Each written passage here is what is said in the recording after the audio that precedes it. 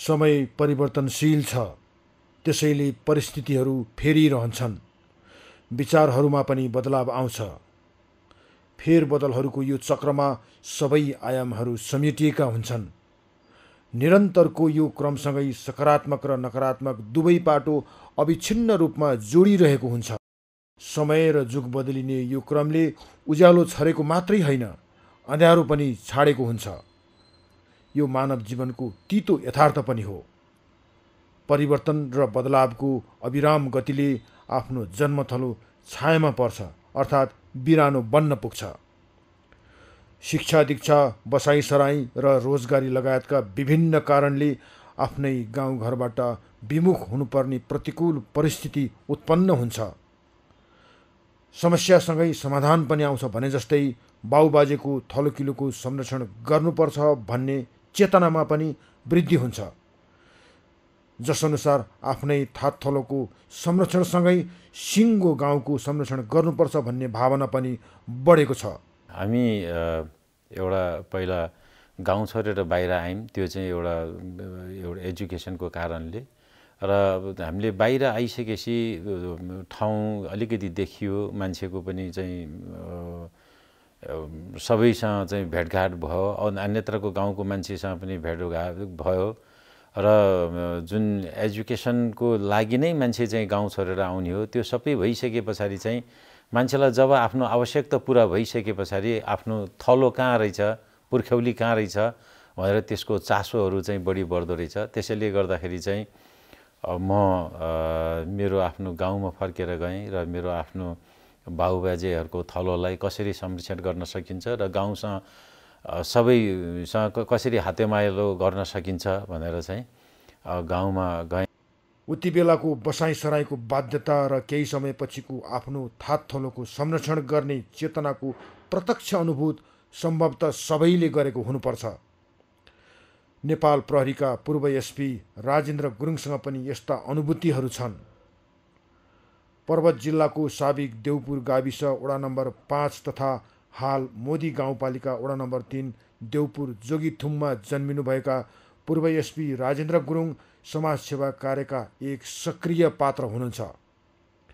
उहाँ आफ्ना पिता स्वर्गीय मेजर अमरबहादुर गुरुङ एमबिईको परोपकारी भावनाबाट प्रेरित भएर समाजसेवामा लाग्नु भएको हो। आफ्नो पीडालाई राम्रोसँग बुझेर उहाँले चाहिँ देउपुरको कोट मैदानमा 60 रुपियाँको सानो झुपडीबाट स्कुल बनाउनु भयो, जुन स्कुलले निकै लामो समयसम्म बच्चाहरूलाई एउटा आँखा देखाउने काम भयो।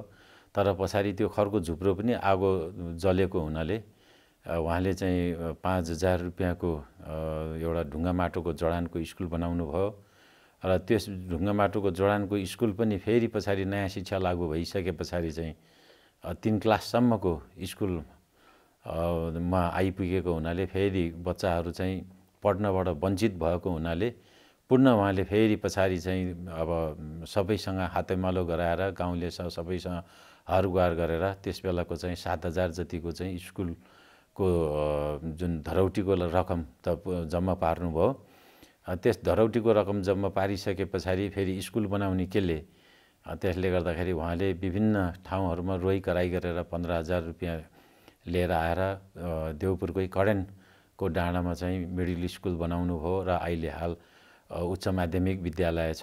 र यसरी बुवाले चाहिँ खानेपानी, बाटोघाटो, पुल र गाउँमा सधैँभरि हर पल गाउँलेहरूकै सहयोगमा चाहिँ जतिखेर पनि लागिराख्ने र बुवाले गरेको चाहिँ जुन गाउँलेहरूसँग चाहिँ गर्नुभएको जुन सहयोग र समाजसेवी गर्नुहुन्थ्यो, त्यही देखेर म पनि बुवाकै एउटा पाइलोलाई त्यतिसम्म नसके पनि अलिअलि भए पनि पछ्याउने कोसिस मात्रै गरिराखेका हो। पूर्व एसपी राजेन्द्र गुरुङका पिता बेलायती सेनाका मेजर अमरबहादुर गुरुङ एमबिई आफ्नो जीवनकालभरि समाजसेवामै तल्लीन रहनुभयो।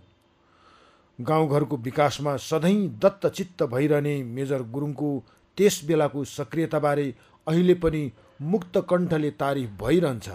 अमर आइसेवा शैक्षिक प्रतिष्ठानका संयोजक संस्थापक आदरणीय व्यक्तित्व श्री राजेन्द्र गुरुङ ज्यूका पिताजीबाट यस विद्यालयमा सुरुमा 35 साल 38 सालतिर निमावि स्थापनाको लागि उहाँ संस्थापक रूपमा अतुलनीय रूपमा योगदान दिएर यस विद्यालयको जन्म गराइदिनु भएको थियो। विद्यालयको उन्नति प्रगतिको लागि उहाँको चाहिँ योगदान यस विद्यालयमा अतुलनीय रहेको बेहोरा चाहिँ यहाँहरू समक्ष जानकारी गराउँछु। स्वर्गीय मेजर अमरबहादुर गुरुङ एमबीको पहल कदमीमा स्थापना भएको जननेत्र उच्च माध्यमिक विद्यालयमा सहयोगको क्रम अहिले पनि जारी छ। छोरा पूर्व एसपी राजेन्द्र गुरुङले पनि पिताको शेषपछि सहयोगको श्रृङ्खलालाई कायमै राख्नु भएको छ। विद्यालयको जन्मको सुरुवातसँगै उहाँको पिताजीको अतिरिक्त उहाँको सुपुत्र श्री राजेन्द्र गुरुङले बेला बेलामा विभिन्न किसिमले यस विद्यालयमा सहयोग गर्नुभएको छ। अहिले भनिसकियो ई लर्निङ चाहिँ उहाँको योगदान पुगेको छ, नरपघको निर्माण उहाँको योगदान पुगेको छ। त्यसको अतिरिक्त शैक्षिक प्रतिष्ठान अमर हाविसुवा शैक्षिक प्रतिष्ठानबाट अक्षय कोष चाहिँ स्थापना गरेर विद्यालयमा विद्यार्थीहरूले वार्षिक रूपमा त्यसैको ब्याजबाट अक्षय कोषबाट छात्रवृत्ति पाइरहेका छन्। बेलायती सेनाबाट अवकाश पश्चात नेपाल प्रहरीमा आबद्ध भएसँगै राजेन्द्र गुरुङको समाजसेवामा झनै सक्रियता बढ्यो। नेपाल प्रहरीको सङ्गीत महाविद्यालयमा एसपीसम्मको पदमा रही सेवा निवृत्त भइसकेपछि पनि सेवाभावको यो श्रृङ्खलाले निरन्तरता पाइरहेको छ। दाजुभाइहरूसँग चाहिँ यो मेडिकलको क्याम्पको रूपमा मात्रै मेडिकलको क्याम्पको ले सानो एउटा चाहिँ दाँतको मेडिकल क्याम्प भयो, आँखाको मेडिकल क्याम्प भयो, अरू भनौँ न गाउँमा बढी आङ खस्नीको प्रब्लमहरू रहेछ। त्यस्तोहरूको लागि चाहिँ केही गाउँमा सहयोग गरौँ भन्ने उसले चाहिँ गएर चाहिँ एक सहयोग आफू सक्दो सहयोग गरियो। त्यसले गर्दाखेरि चाहिँ एजुकेसनकै हकमा कुरा गर्दाखेरि पनि गाउँमा भनौँ न अहिले त अब बजेट छ, सबै चिज छ। पहिला चाहिँ बजेट त्यति नहुँदाखेरि चाहिँ कम्प्युटरहरू भए र ल्यापटपहरू भयो, प्रोजेक्टरहरू भयो र त्यहाँको गाउँको बच्चाहरूलाई केही हदसम्म भए पनि आफूले केही गर्नु पाउँदाखेरि खुसी लाग्यो। कम्प्युटरहरू भए र ल्यापटपहरू भयो, प्रोजेक्टरहरू भयो र त्यहाँको गाउँको बच्चाहरूलाई केही हदसम्म भए पनि आफूले केही गर्नु पाउँदाखेरि खुसी लाग्यो। समाजसेवासँगै आध्यात्मिक बाटो पनि अँगाल्नुभएका पूर्व एसपी राजेन्द्र गुरुङ बौद्ध धर्म दर्शनको संरक्षण र श्रीवृद्धिमा सक्रिय हुनुहुन्छ। कास्कीको घान्द्रुक गाउँका लामा गोपाल गुरुङको पोखराको रामघाट बुद्ध शान्ति मार्ग स्थित टासी छोलिङ गुम्बा रहेको छ। यो गुम्बामा सबै खाले धार्मिक क्रियाकलापका अलावा निशुल्क पठन पाठनको व्यवस्था पनि छ। यो गुम्बामा पनि पूर्व एसपी गुरुङको सक्रिय योगदान रहेको छ। गुम्बामा एक नम्बरमा त बौद्ध शिक्षा नै हो, अनि 2 नम्बरमा कर्मकाण्ड हो। अहिले हामीहरूको यहाँ स्कुलमा 68 जना चाहिँ विद्यार्थीहरू छ, अनि 15 जना चाहिँ बाहिर कर्मकाण्डमा हिँड्ने गुरुहरू छ। अनि त्यसमा सरकारी 5 क्लाससम्म चाहिँ सरकारबाट चाहिँ स्वीकृति आएको छ। दिउँसो चाहिँ नि हामीहरूले यो नेपाली शिक्षा अनुसारको यो सरकारी स्कुलमा के पढाउँछ, दिउँसो चाहिँ नि यसरी नै मास्टरहरू आएर पढाएको हुन्छ। अनि बिहान बेलुका हामीहरूले यो सम्बोधन लिपि पढाएको हुन्छ। अनि मेन हामीहरूको चाहिँ नि बुद्ध दर्शन नै हो।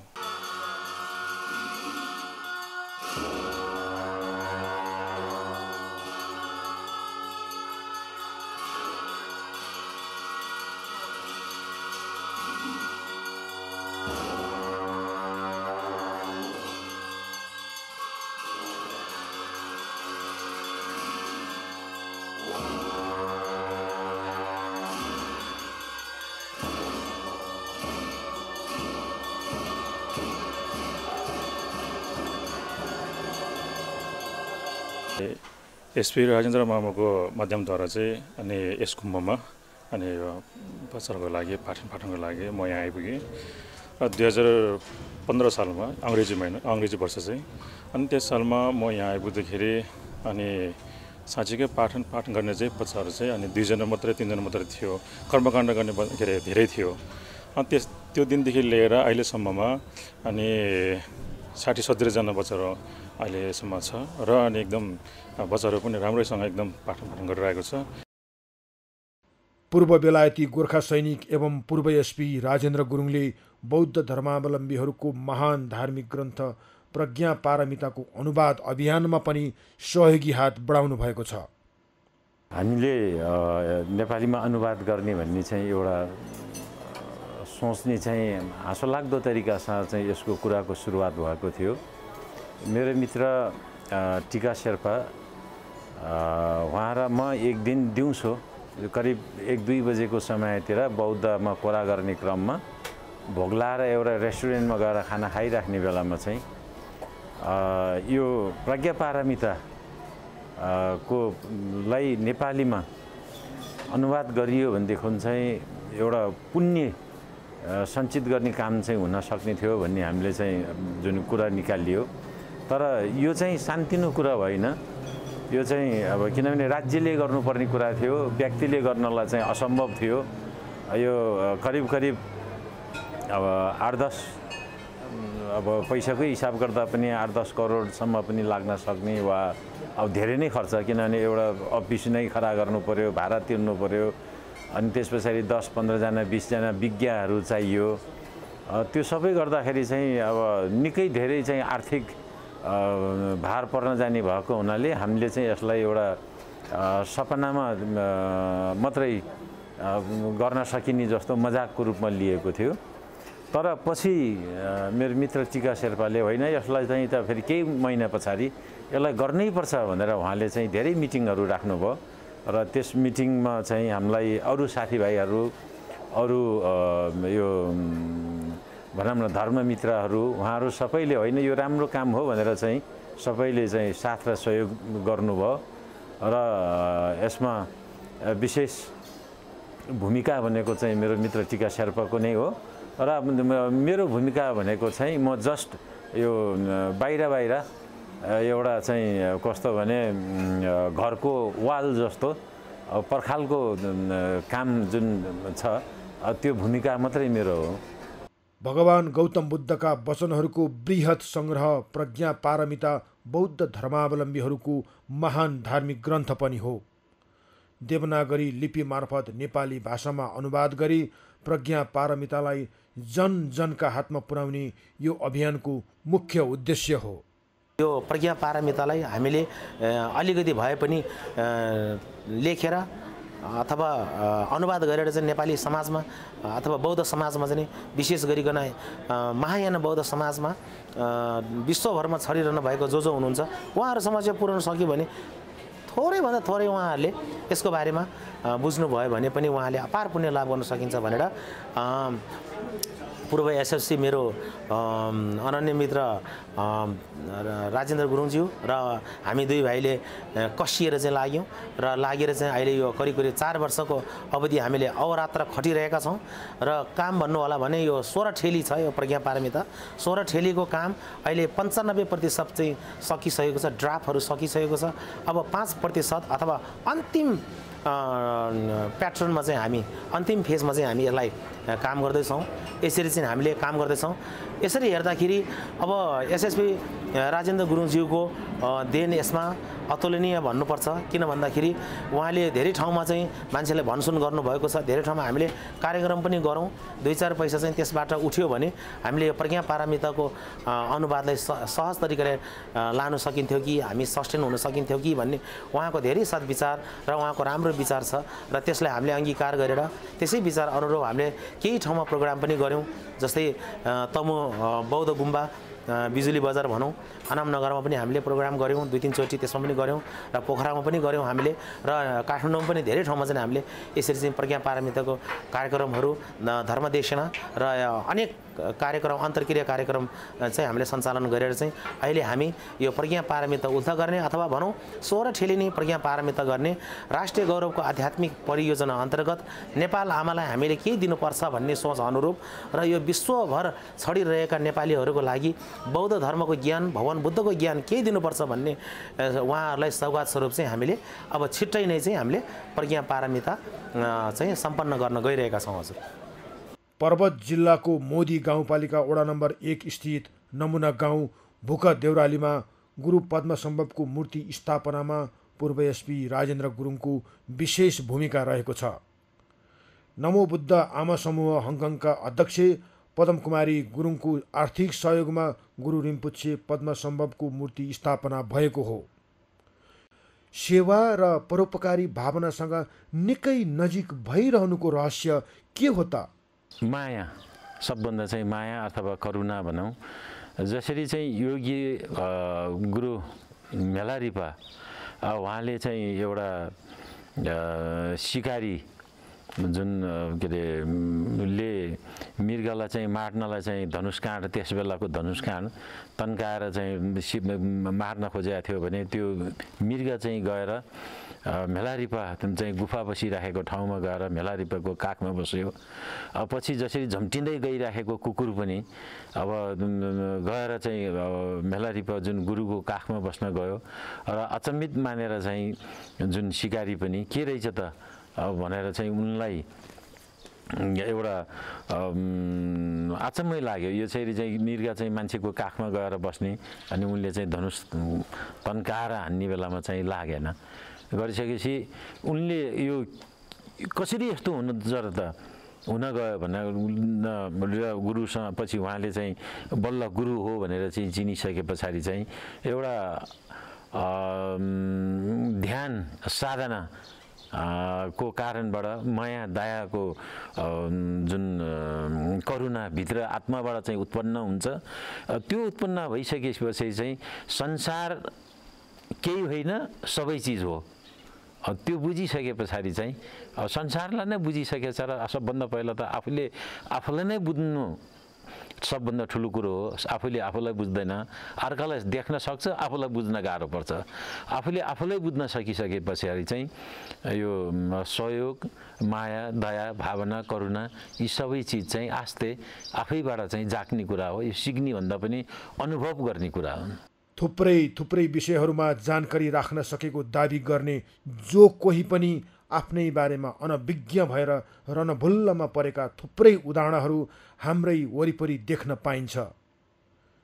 हो, आफूलाई चिन्न नसक्नेले अरू कसैलाई पनि चिन्न सक्दैन। त्यति बेला सेवा र परोपकारी भावनाको कुनै गुन्जायस हुँदैन। त्यसैले सधैँ ज्ञान आर्जन कार्यमा अग्रपङ्क्तिमा रहँदै आफूले आफूलाई चिन्दै समग्र चराचर जगतको वास्तविकतालाई निहाल्दै अघि बढ्न सके मात्रै सेवा र परोपकारी भावना जागृत हुन्छ। यसैले तपाईँलाई ज्ञानी र समाजसेवी बन्ने मार्गमा अघि बढाउँछ।